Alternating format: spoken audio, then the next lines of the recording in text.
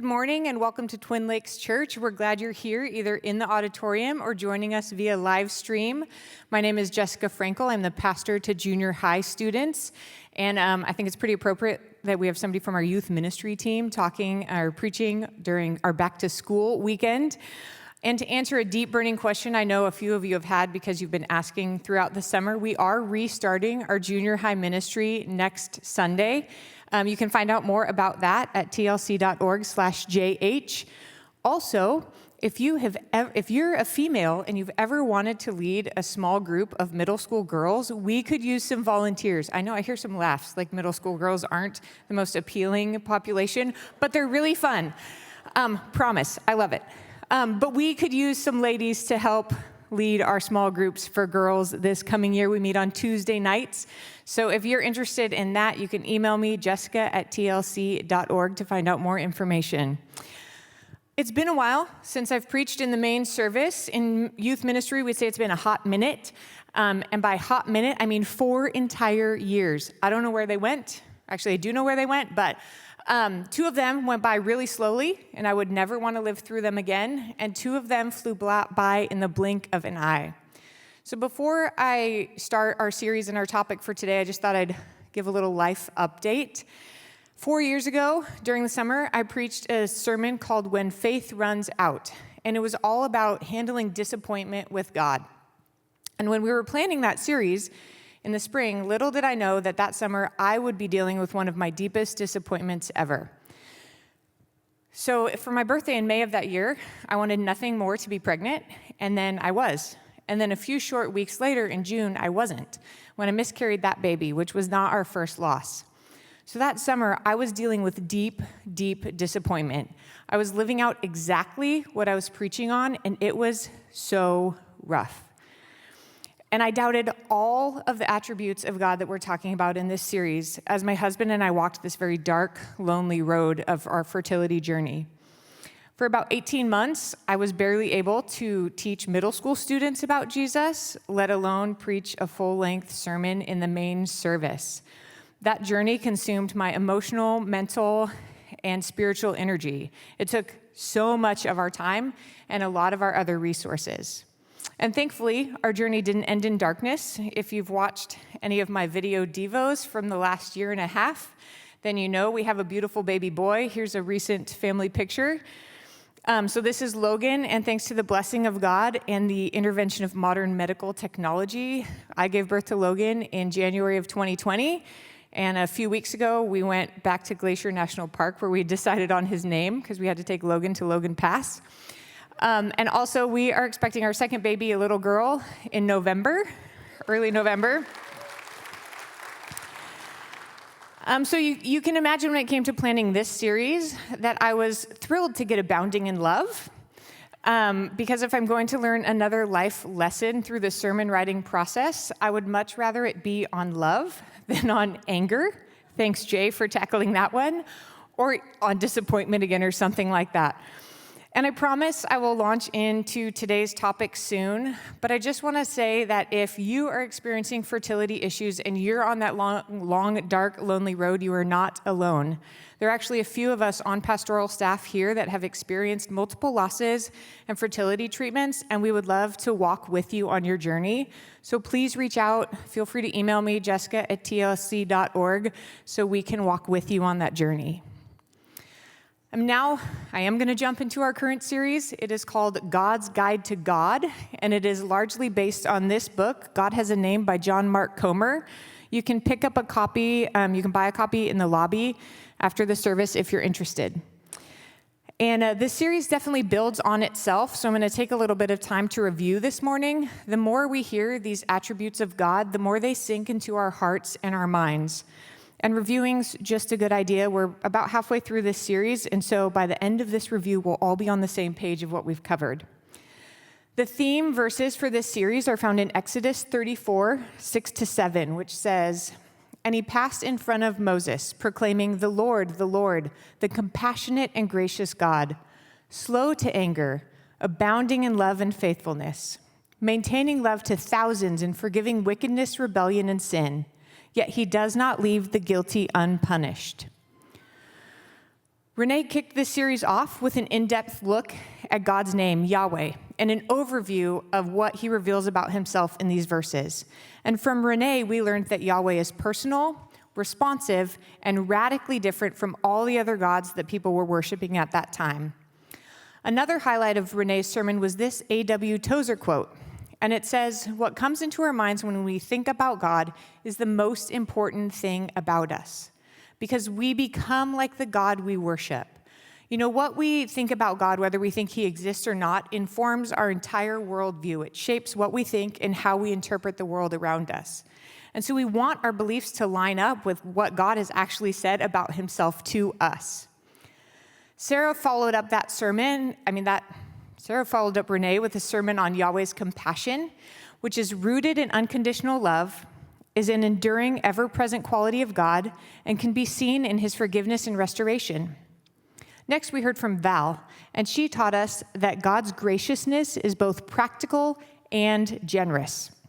The bottom line from Val's sermon was "go and do likewise," which is a fantastic reminder that we're not just doing this series to learn about God in our heads, but we want what we learn to come out in our lives. We want these attributes to be visible in how we treat those around us. And then last week, J. Kim had the tough job of tackling slow to anger, a topic I was selfishly relieved I did not get. And so from Jay, we learned, he did a great job. If you missed it, you should go back and listen to it. It's amazing. From Jay, we learned that God's anger is a loving consequence in response to human rebellion against God's plan for human flourishing.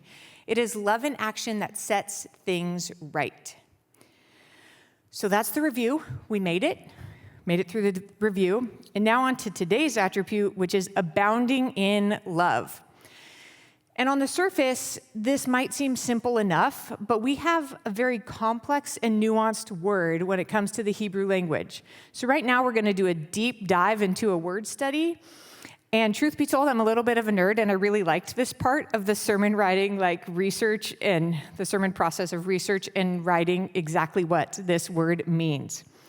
So the Hebrew word used here is chesed. It has that guttural like ch behind it, which as I preach, I'm not going to use because I would spit on the front row and it doesn't really flow well in English. But the word is hesed, and there is no English equivalent.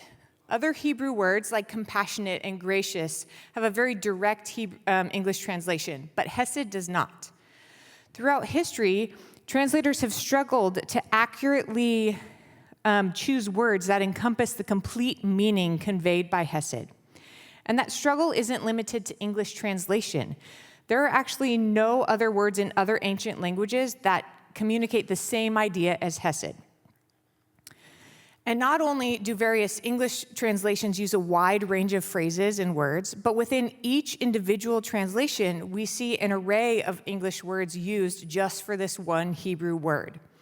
Word choice fluctuates, and so depending on the context of the verse, translators choose different words so that they can convey the original intended meaning. So the most common options for hesed include steadfast love, unfailing love, loyal love, mercy, and loving kindness. Those are the options you'll see the most throughout Hebrew scriptures. And hesed carries with it the idea of a promise-keeping loyalty motivated by deep personal care. In the Septuagint, which is the Greek translation of the Hebrew scriptures, hesed is translated as elios, or mercy. And if that sounds familiar, it came up in Val's sermon a couple weeks ago because that's the same word they use for gracious. And so to distinguish between the two, the Septuagint will often add mega elios to hesed, which means great mercy. And so in Hebrew, there are two distinct words and ideas here. There's mercy and there's hesed. And they are related, and God is merciful, but that's not the word he chose in these verses to describe himself. He chose hesed, a loyal, loving kindness. A few weeks ago, Sarah taught us that in Hebrew, both word order and word pairing matter. And like compassionate and gracious, abounding in love and faithfulness often go together throughout the scriptures. So this week, we're going to look at love, and the next week, we'll look at faithfulness. Also in the Hebrew language, repetition is important. So when you see a word multiple times in a row, it's like we use bold or all caps today, and it's like, pay attention, take notice, this is important. And there are only two words that are repeated in these verses, Yahweh and love, hesed, which it makes it clear to us that these are the two most important words in Yahweh's self-revelation. And what's more, the word hesed actually appears over 250 times in the Hebrew scriptures. An article I read recently said that it may be the most important word in the Hebrew scriptures because it so much defines who God is and how he acts towards his people. So if that weren't enough, we also have another hurdle when we come to English translation, and that's really just that our word love just kind of fails to encompass the whole meaning of Hebrew hesed. And part of that is because we use it so much and so widely, right? I don't know if I run into this more because I work in youth ministry, but I hear things like, oh my gosh, you look so cute, I love your outfit. Or Gold Striker's the best ride at Great America, I love it, it's the best roller coaster ever. Or breakfast burritos are my favorite. I love burritos from Taqueria Vallarta. I could eat them all day, which you can after the service.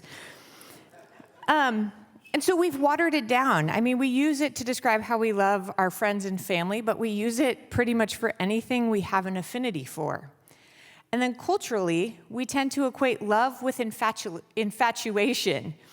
If you think about every Disney movie or rom-com that you've ever seen, love is portrayed as an emotion, and it's that excited butterfly in the tummy feeling that ignites at a new relationship.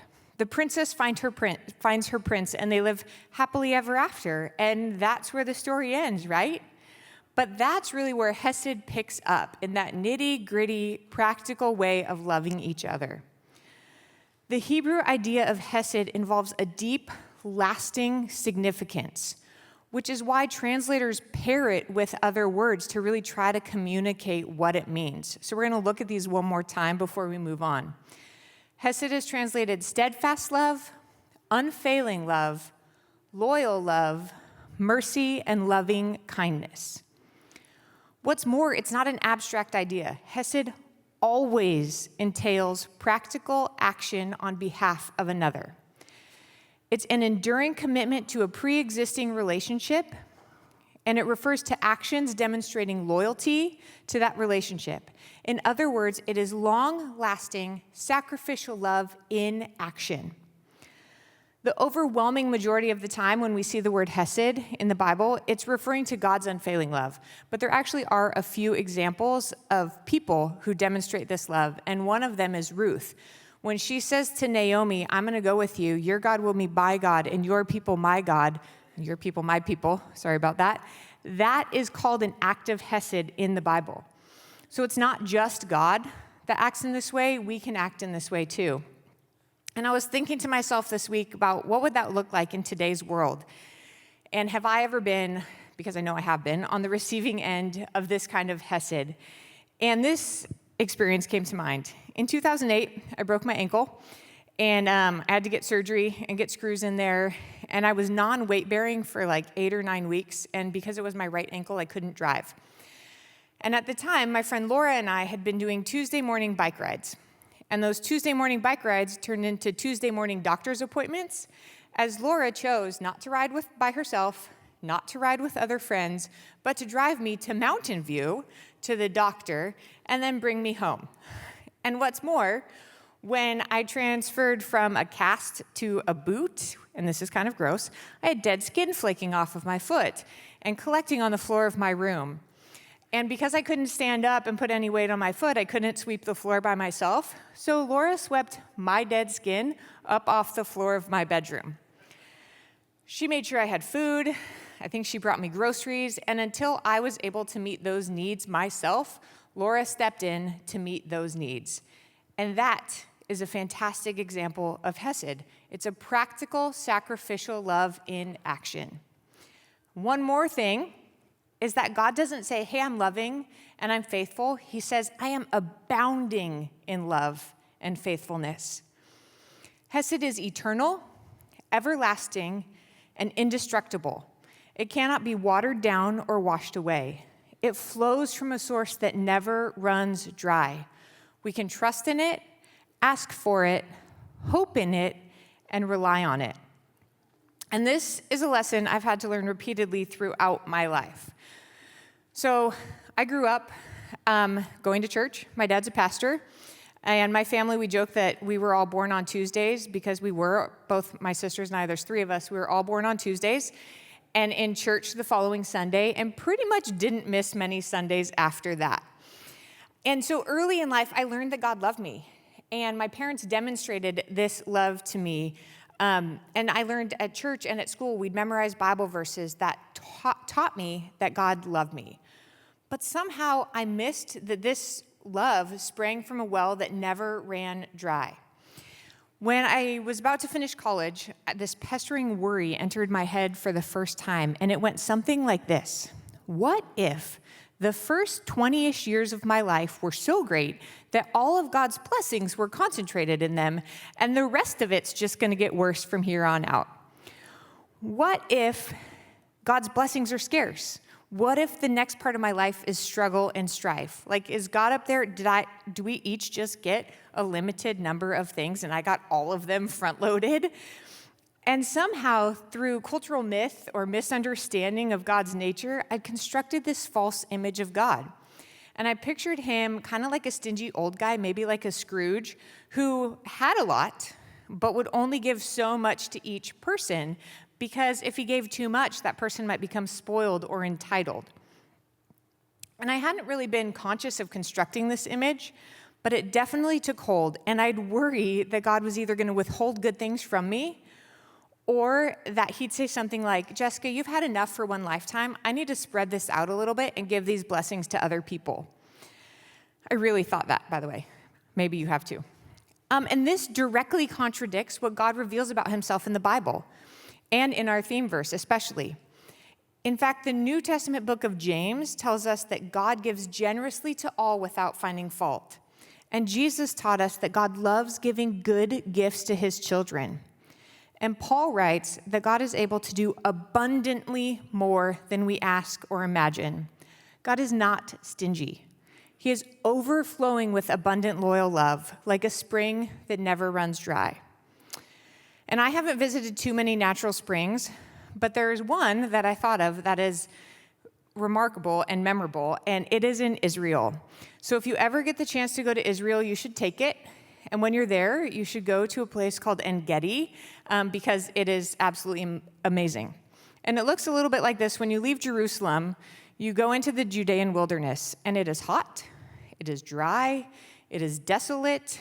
It looks like nothing can live there at all. And I don't think very many things do. And you're driving from Jerusalem down to the Dead Sea.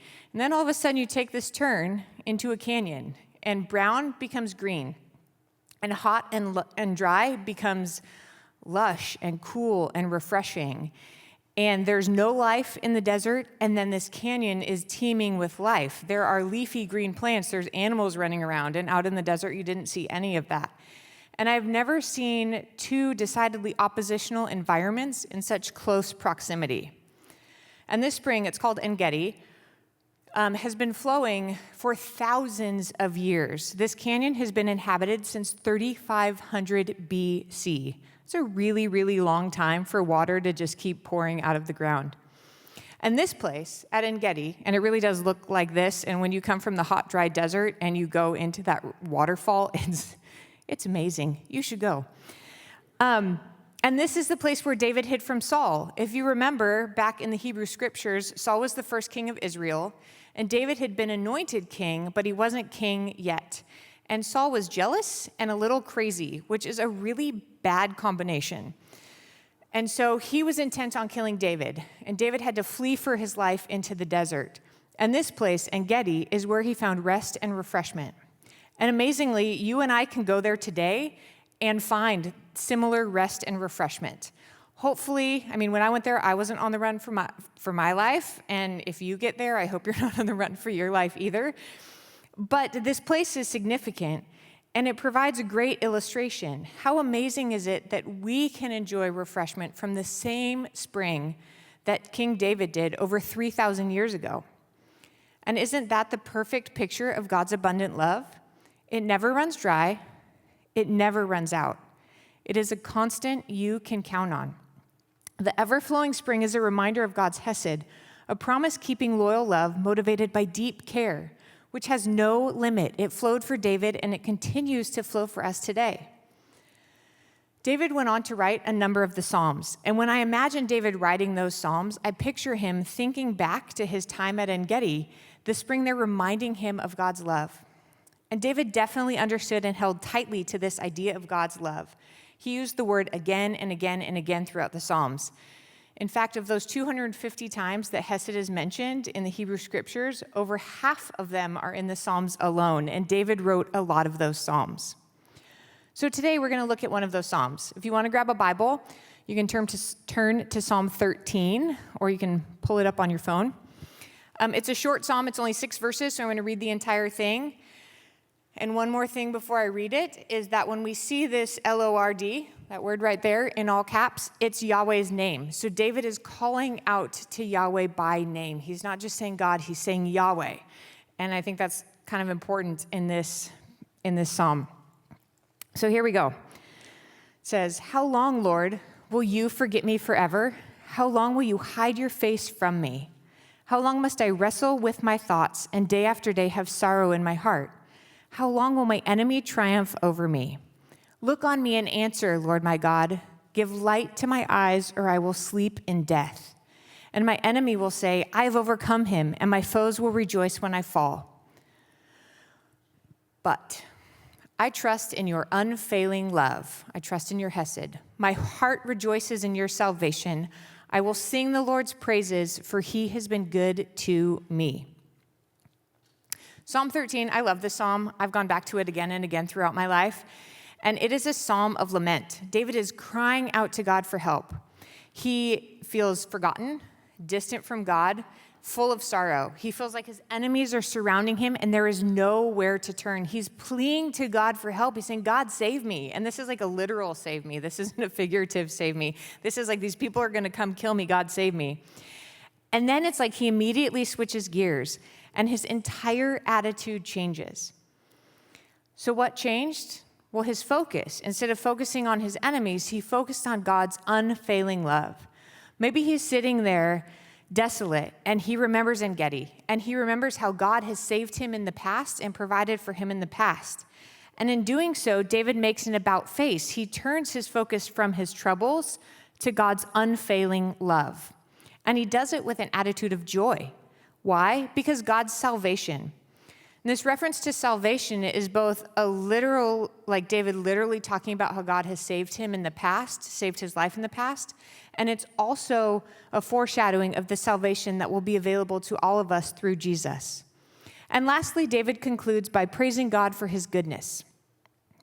Despite his current circumstances, his doubt and his worries, David chooses to trust in who God has revealed himself to be. And we can make that same choice today. We can choose to look at the chaotic world around us, which has been really chaotic recently. We can choose to look at our individual circumstances, at our personal disappointments, at strife and the strife and the conflict that we see all around us, and lament about it. And there are definitely times when we need to do that. There are times when we need to bring our disappointments and our struggles before God and just say, God, help, this is horrible. But then we have a choice. We can choose to continue to focus on those troubles, or we can choose to turn our focus onto Yahweh, the one who pursues his creation with an endless sacrificial love. The theme of unfailing love is woven throughout the entire Bible. From beginning to end, it is the story of how God pursues his creation in one enduring act of hesed. And that pursuit culminates in the incarnation of Jesus Christ, Yahweh taking on flesh and actually living among us. As Jay said last week, in doing this, Jesus entered our pain, and he did this because of Yahweh's hesed, his enduring, practical, and sacrificial loving kindness. He became one of us in order to sacrifice himself in our place, making salvation available to all who accept it by grace through faith. When we truly grasp this concept of this limitless, loyal love, it changes us. And throughout the Bible, we see examples of this. If you think of Moses, Elijah, and David in the Hebrew Scriptures, or in the New Testament, we have Nicodemus, Zacchaeus, the woman at the well, Paul, all of Jesus' disciples. There are so many people whose lives were transformed when they encountered Jesus. Yahweh's loving kindness forever changes the lives of those who experience it. So as we wrap up today, we're going to look at 3 ways that we are transformed through encountering God's loyal love. So if you've been writing your notes, here's your chance to fill in all those blanks that we still have. So when I understand Hesed, when I really understand God's loyal love, I will have the confidence to approach God with my biggest dreams and desires. Moses and David are great examples of this. Once they really grasped God's loving kindness, they made bold requests of God. Moses tended to appeal to God's loving kindness for the Israelites to help them along the way since they kept messing up. And David tended to appeal to God's loving kindness literally to save his life and to forgive his sin.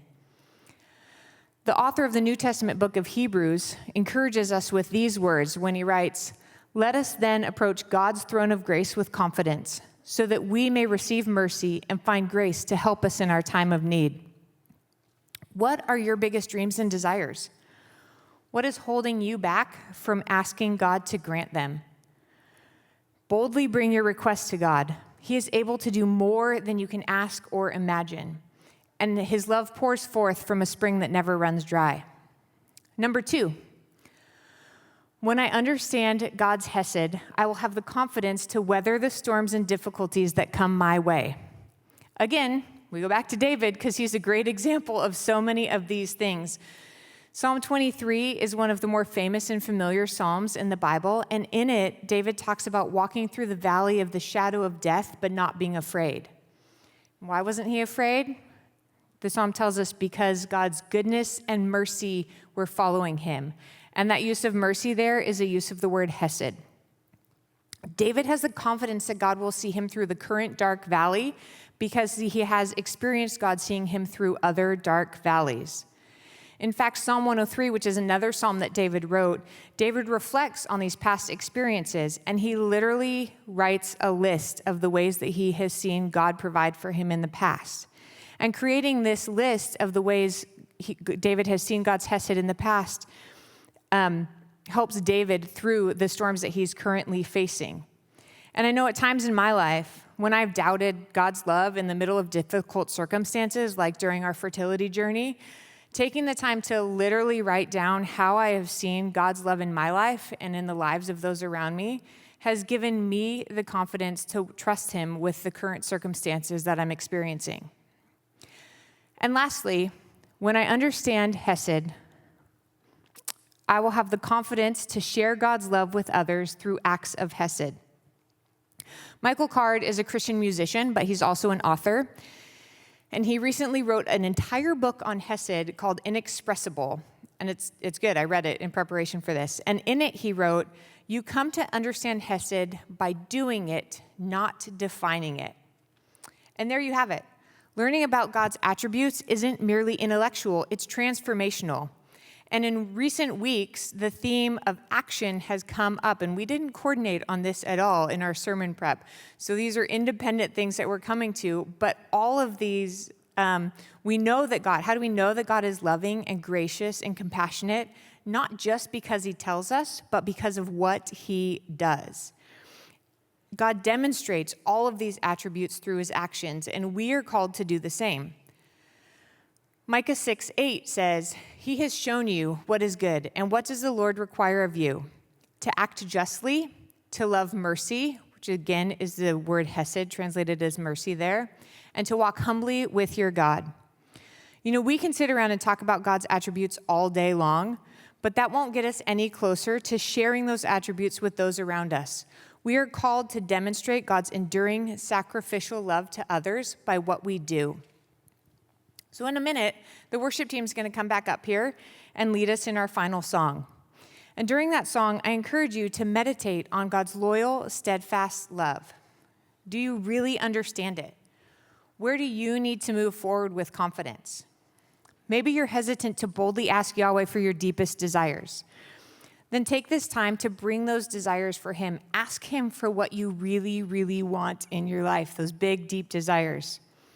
Or maybe you're in the midst of one of life's storms and you're doubting his love. Ask for reassurance from him.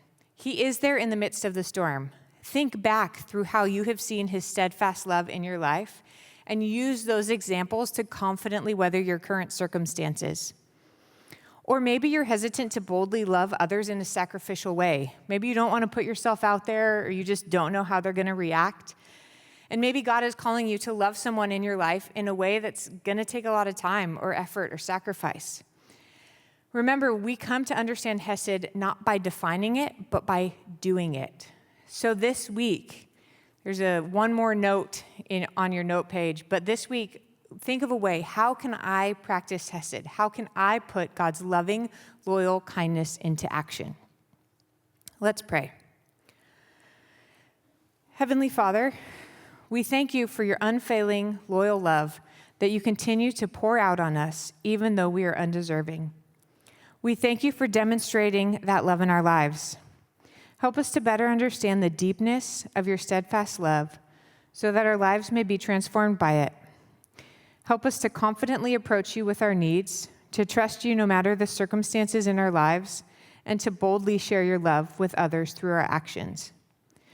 May we live in such a way that those around us see your loving kindness in what we do and what we say. Amen.